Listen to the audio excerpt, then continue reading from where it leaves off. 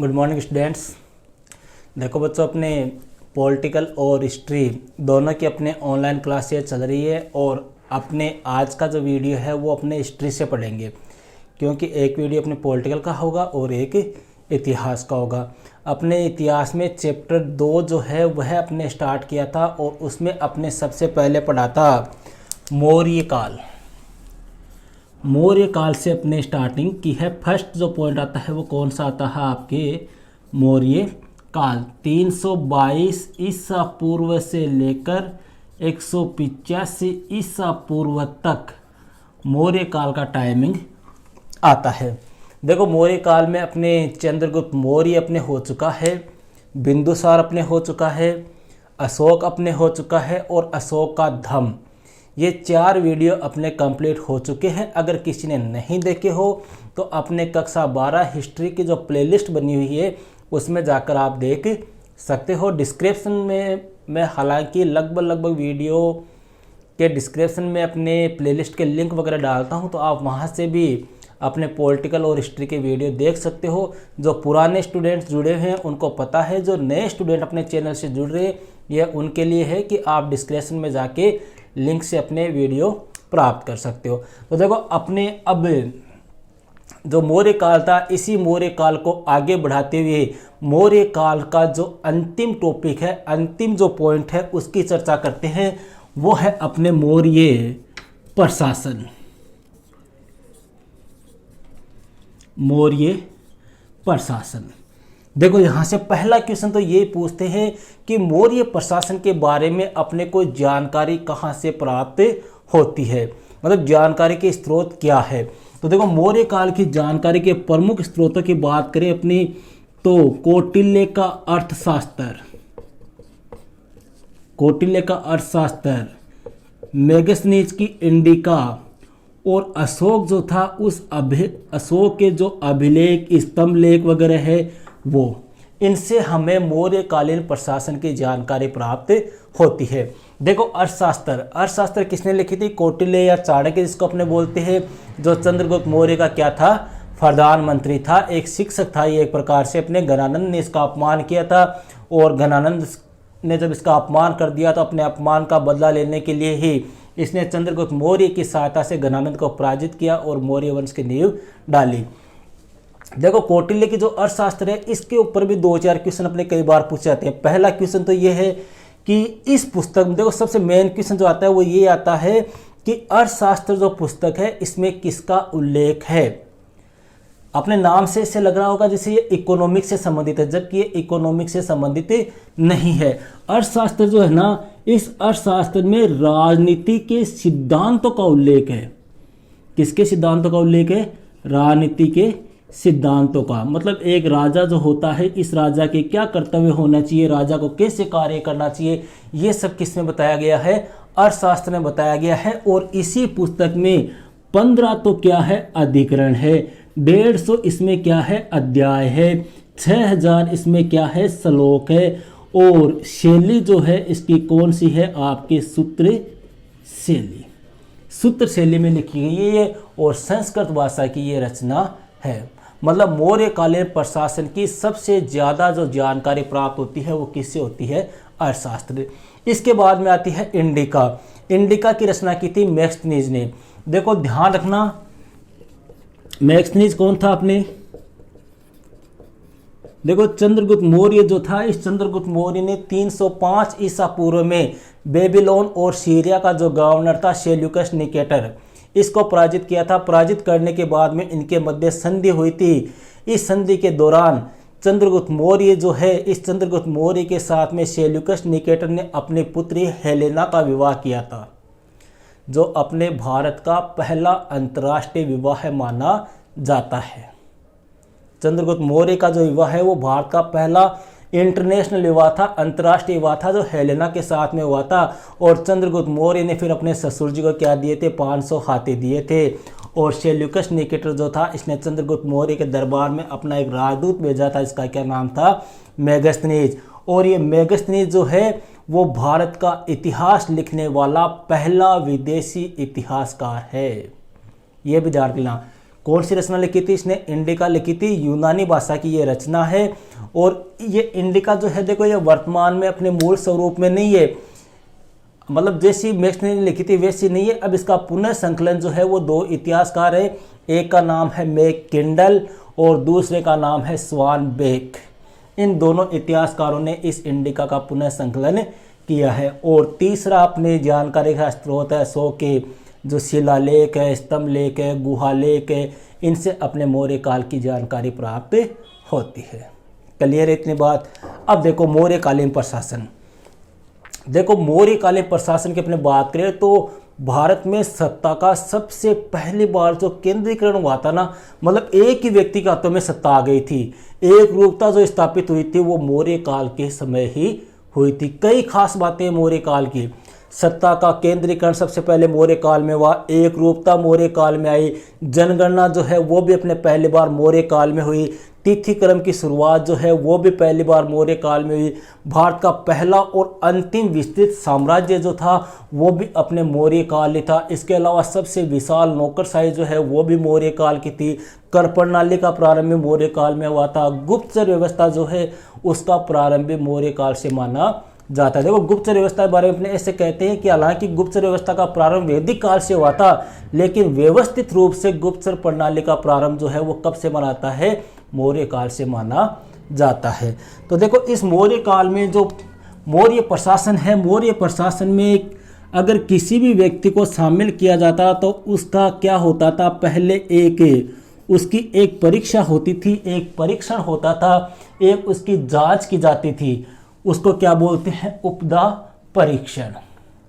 मौर्य काल के जो अधिकारी होते थे, इन अधिकारियों की, उनके चरित्र की, उनकी योग्यता की पहले क्या ली जाती थी?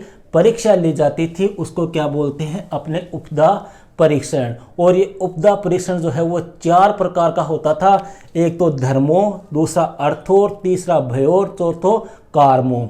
मतलब धर्मोपदा, कार्मोपदा, भयोपदा और अर्थो उपदा, ये 4 प्रकार का उपदा परीक्षण होता था। किसका? जो मौर्य प्रशासन में जो अधिकारी होते थे उन अधिकारियों की योग्यता का, उनका चरित्र का, मतलब ये ईमानदार है या नहीं है, योग्य है या नहीं है, कहीं ये बेईमान तो नहीं है, राजा के साथ में धोखा करेंगे या नहीं करेंगे, अपने राज्य के प्रति कितने स्वामी भक्त है, इन सब के लिए उनका परीक्षण जो किया जाता था उसको क्या बोलते हैं? उपदा परीक्षण।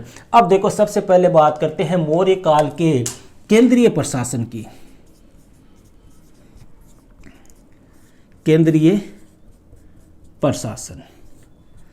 देखो मौर्य काल के केंद्रीय प्रशासन में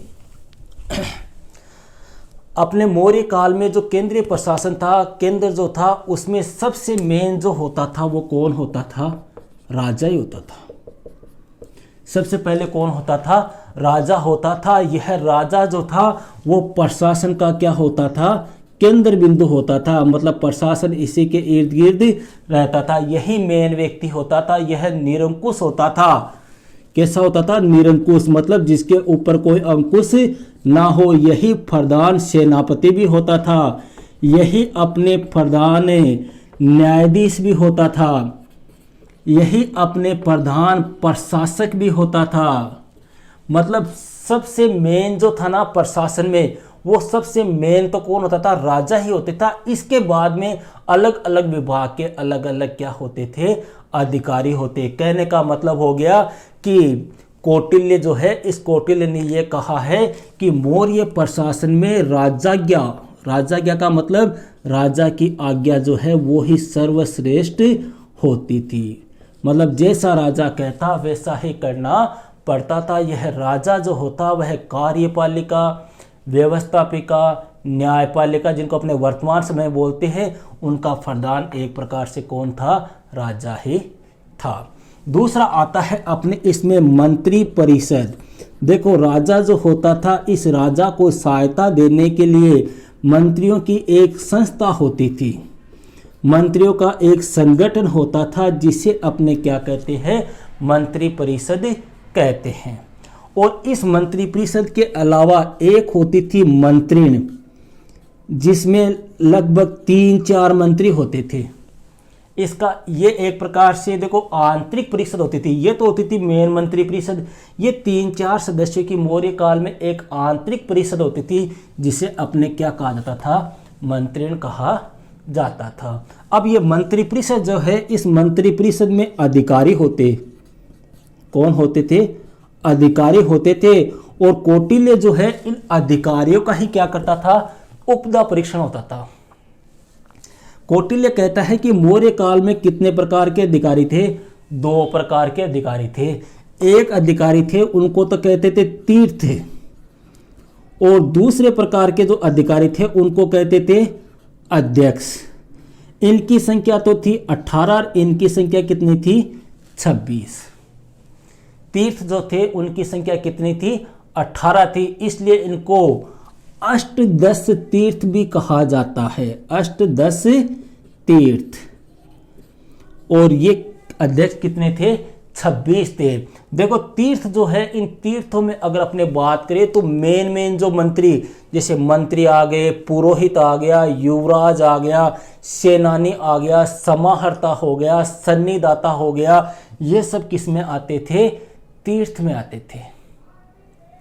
किस में आते थे, तीर्थ में आते थे। और इन्हीं तीर्थों को कौटिल्य जो है वो साम्राज्य का क्या कहता है, दूसरा पहिया कहता है। जबकि मेगस्थनीज जो था, उस मेगस्थनीज ने इन तीर्थों को कौंसलर या एसेसर कहा है।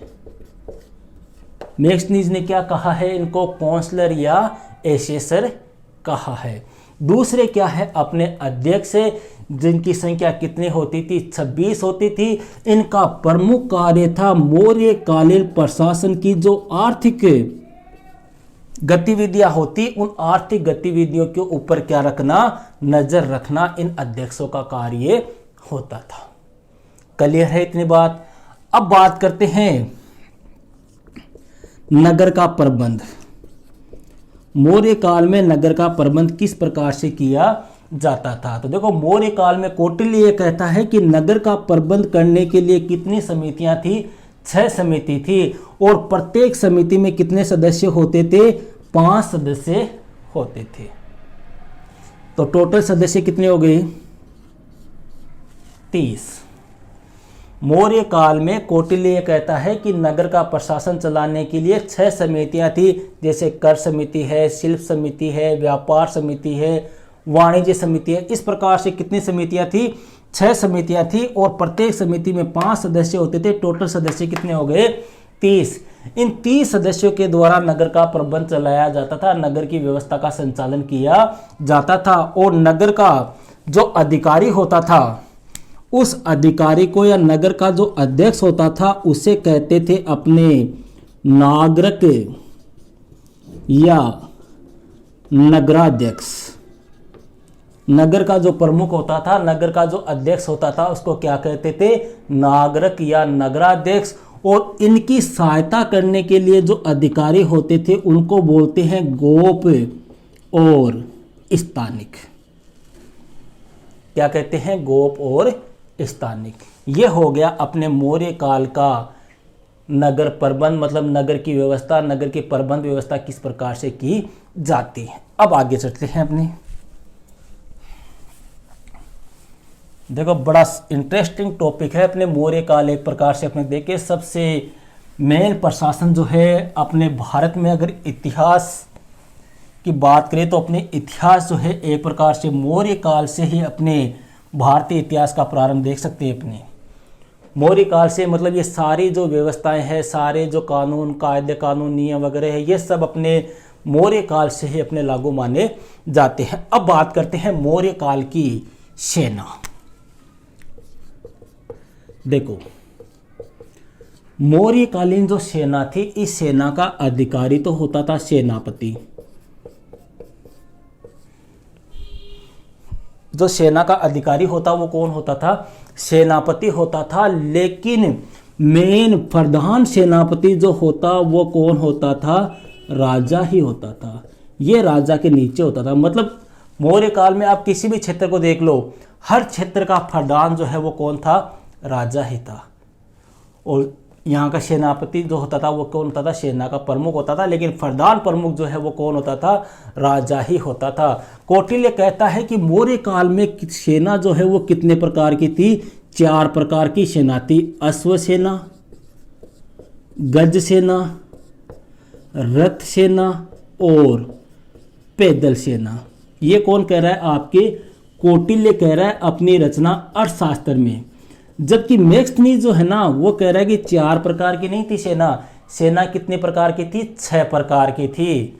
इसने कहा कि अश्व सेना भी थी, गज भी थी, रथ भी थी, पैदल भी थी, लेकिन मैक्सनीज कहता है इसके साथ में एक तो थी नौसेना और दूसरी थी यातायात सेना। अर्थात देखो यहाँ पे ध्यान रखना, कौटिल्य के अकॉर्डिंग सेना के अंग पूछ ले तो 4 है। कौटिल्य कहता है कि अश्व अर्थात घोड़ों की सेना थी, हाथियों की सेना थी, रथ सेना थी और पैदल सेना थी। जबकि मैक्सनीज कहता है ना, सेना के अंग कितने थे, 6 थे। नौसेना भी थी जिसका अध्यक्ष नौवाध्यक्ष कहलाता था, और एक कौन सी थी, यातायात सेना भी थी। ये कौन कह रहा है, मैक्सनीज कह रहा है। और सेना में एक अधिकारी होता था ये जो युद्ध में आगे रहता था, उसको क्या बोलते हैं, नायक। इसका काम होता था युद्ध के मैदान में आगे रहकर सेना का क्या करना, नेतृत्व करना। सेना का क्या करना, नेतृत्व करना। ये सेना का क्या करता था, नेतृत्व करता। ये हो गई अपने मौर्यकालीन सेना। फिर आती है मौर्यकालीन गुप्तचर व्यवस्था। देखो गुप्तचर व्यवस्था में 2 ही क्वेश्चन आते हैं। मौर्य काल में कौटिल्य के अनुसार कितने प्रकार के गुप्तचर थे, 2 प्रकार के थे। एक का नाम होता था संस्था और दूसरे का नाम होता था संचार। ये होते थे स्थानीय, ये एक ही जगह पर रहते थे। संस्था वाले जो है ना वो क्या करते थे, एक ही जगह पर रहते थे, घूमते फिरते नहीं थे, एक ही जगह पर रह के जासूसी का काम करते थे। संचार ये कौन होते थे, ये भ्रमणशील होते थे। मतलब प्रशासन में, राज्य में जो मौर्य प्रशासन की सीमाएं थी उनमें घूमते फिरते रहते थे और वहां से न्यूज प्राप्त करके किसको सौंपते थे, राजा को सौंपते थे। तो गुप्त काल में, मौर्य काल में जो गुप्तचर है उनके कितने प्रकार थे, 2 प्रकार के थे, संस्था और संचार। और संस्था में 5 प्रकार के गुप्तचर अपने पाए जाते हैं। ठीक है, अब बात करते हैं मौर्यकालीन न्याय व्यवस्था। मौर्यकालीन न्याय व्यवस्था, देखो मौर्य काल में कौटिल्य कहता है कि न्याय व्यवस्था जो थी वो कठोर थी, कठोर दंड का विधान था। मौर्य काल में न्याय के लिए कठोर दंडीय व्यवस्था थी। दंड व्यवस्था एक प्रकार से कह दे काफी कठोर थी। और 2 प्रकार के न्यायालय थे। एक न्यायालय का नाम था धर्मस्थीय न्यायालय और एक, ये मच्छर सा आ रहा है, एक न्यायालय था उसका नाम था धर्मस्थीय। इसको अपने दीवानी न्यायालय भी कहते हैं। और दूसरा न्यायालय जो होता था उसका नाम था कंटक शोधन, जिसको अपने फौजदारी न्यायालय भी कहते हैं। देखो दोनों को ध्यान रख लेना, कई बार कंफ्यूज हो जाते हैं इनमें। धर्मस्थीय न्यायालय है इसी को दीवानी न्यायालय कहते हैं, और कंटक शोधन न्यायालय है इसी को क्या कहते हैं, फौजदारी न्यायालय कहते हैं। अब देखो होता क्या है, धर्मस्थीय जो न्यायालय होते थे इनमें कौन से मुकदमे आते जो किससे संबंधित होते, भूमि से या राजस्व से या लगान से संबंधित जो मुकदमे होते थे ना, वो कौन से न्यायालय में आते थे, धर्मस्थीय न्यायालय में। और इस न्यायालय का जो न्यायाधीश होता उसको बोलते थे व्यवहारिक। ठीक है, दूसरा है कंटक शोधन न्यायालय, जिसको अपने फौजदारी न्यायालय भी बोलते थे। इस न्यायालय में कौन से मुकदमे आते, चोरी के, लूट के, डकैती के, हत्या के, ये मुकदमे आते थे किसमें, कंटक शोधन न्यायालय में। और इसका जो न्यायाधीश होता उसको क्या बोलते थे, परदेष्टा। तो देखो यहाँ पे क्वेश्चन कई बार पूछ लेते हैं कि मौर्य काल के प्रमुख न्यायिक अधिकारी कौन कौन थे, तो व्यवहारिक, परदेष्टा, इसके अलावा एक और था जिसको अपने बोलते हैं राजुक, जिसका इस राजुक की उत्पत्ति जो है वो किसके समय हुई थी, अशोक के समय हुई थी। राजुक, प्रादेशिक, युक्त, ये 3 तरह के अधिकारी थे। इनकी नियुक्ति अशोक के समय मानी जाती है। और इनमें प्रधान जो न्यायाधीश होता, सबसे मेन जो न्यायाधीश होता वो कौन होता था, राजा होता था। प्रधान न्यायाधीश पूछ ले, प्रधान सेनापति पूछ ले, ये सब कौन होता था? राजा होता था। मतलब वर्तमान में अपने जो कार्यपालिका, व्यवस्थापिका, न्यायपालिका, सरकार के 3 अंग होते हैं ना, तीनों में अलग अलग अधिकारी होते हैं। उसी प्रकार से अपने मौर्य काल में होते तो थे ये 3 प्रकार के ही, कार्यपालिका, न्यायपालिका, व्यवस्थापिका। मतलब वहाँ की कार्यपालिका अलग थी, अपने मंत्री परिषद वगैरह से, लेकिन वहाँ पर इन तीनों का ही सर्वा ऑलराउंडर जो है वो कौन होता था? राजा ही होता था। ये सब राजा के नीचे होते। क्लियर है इतनी बात? आगे चलते हैं। अपनी न्याय व्यवस्था हो गई। इसके बाद में प्रांतीय शासन, नगर हो गया अपने। नगर के बाद में का बात करते, प्रांतीय नहीं शुरू, अभी तो राजस्व रह गया। राजस्व, देखो राजस्व मतलब राज्य की आय के साधन। देखो इसमें यहाँ पे अपने 2 क्वेश्चन ध्यान रख लेना आप। तो पहला क्वेश्चन तो आता है कि राजस्व विभाग का प्रमुख अधिकारी कौन होता? पहला क्वेश्चन तो क्या आता है? राजस्व विभाग का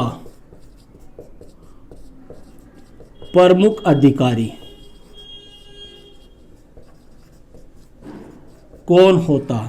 तो वो होता था आपके समाहर्ता, जो तीर्थ भी कहते हैं इसको। ये समाहर्ता ना, जो अष्टदश तीर्थ कौटिल्य ने बताए थे ना अपने 2 तरह के अधिकारी, एक तो तीर्थर, एक अध्यक्ष, वो तीर्थों में आता है ये भी अपने। ठीक है। और दूसरा क्वेश्चन आता है राजस्व विभाग का राजकोषीय अधिकारी कौन होता? राजकोषीय अधिकारी तो वो होता था अपने सन्निधाता। ये दोनों क्वेश्चन आपको ध्यान रखने हैं। राजस्व या आय, सीधी सी बात है, राजस्व बोल दो या आय। तो यहाँ पे एक क्वेश्चन और पूछ लें कि राजस्व या आय की प्राप्ति के प्रमुख साधन क्या थे? तो प्रमुख साधनों में देखो, अपने कोई दुर्ग है, जंगल है, आयात निर्यात है, अपने वन है, अपने राष्ट्र है, या अपने मौर्य काल द्वारा लगाए गए जो कर थे, वो सब किसकी प्राप्ति के साधन थे? राजस्व की, आय की प्राप्ति के साधन थे। समझ गए अपने? ये हो गया अपने राजस्व। अब यहां पर मेन पॉइंट अपने आता है प्रांतीय शासन।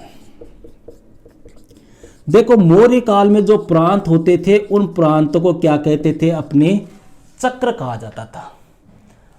और प्रांत जो थे कितने प्रकार के थे? 5 प्रकार के थे।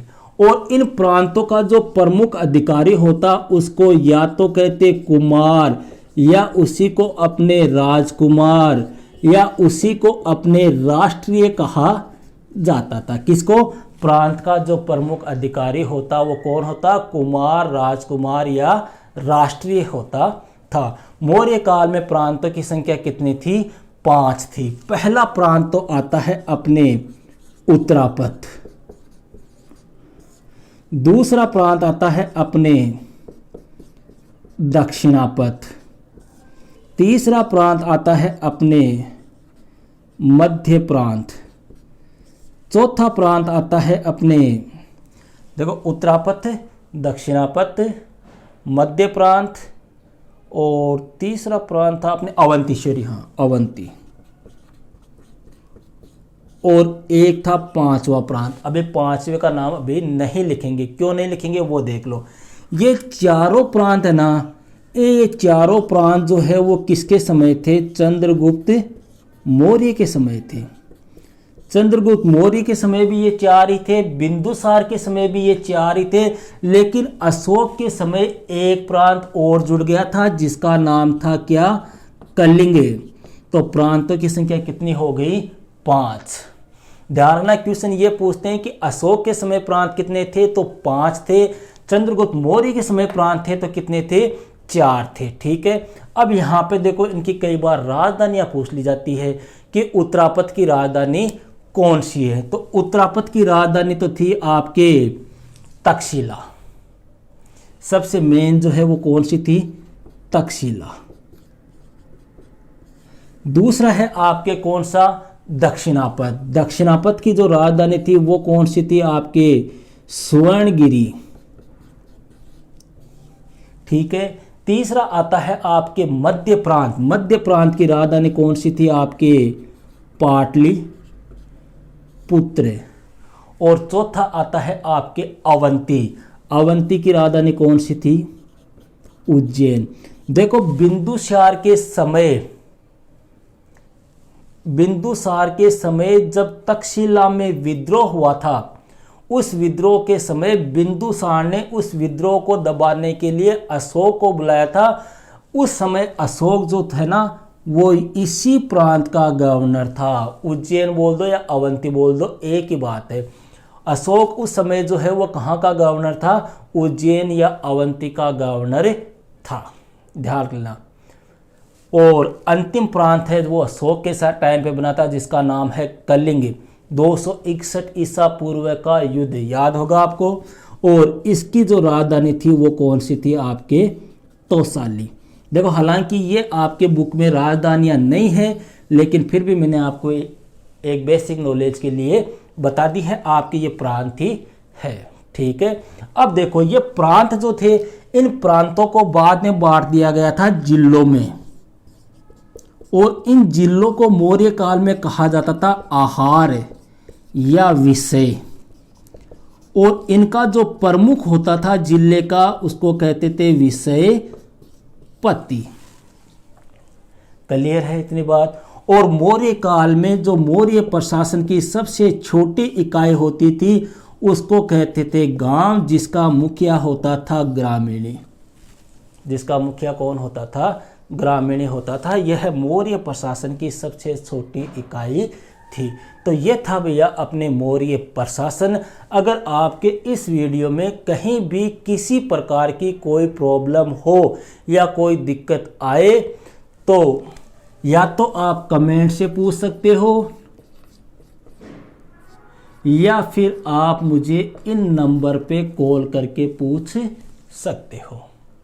90 799 86 376। कॉल तभी करना है जब आपको ये लगे कि हाँ मेरे बिल्कुल भी समझ में नहीं आ रहा है या कोई दिक्कत हो रही है, तो ही कॉल करना है। क्योंकि कई बार मैं देखता हूँ कमेंट में कुछ लड़के कहते हैं सर आपके नंबर कितने हैं, हमें आपको ये पूछना है वो पूछना है, हम टाइप नहीं कर सकते। तो ये इसलिए मैं आपको अपने नंबर दे रहा हूँ। क्लियर है इतनी बात? ये अपने मौर्य काल वाला पार्ट पूरा हो चुका है। सेकंड जो पार्ट है, इस सेकंड पार्ट का फर्स्ट जो टॉपिक था वो मौर्य काल था, ये अपना कंप्लीट हो चुका है। नेक्स्ट वीडियो जो होगा उसमें अपने स्टार्ट करेंगे गुप्त साम्राज्य। Okay, that's all.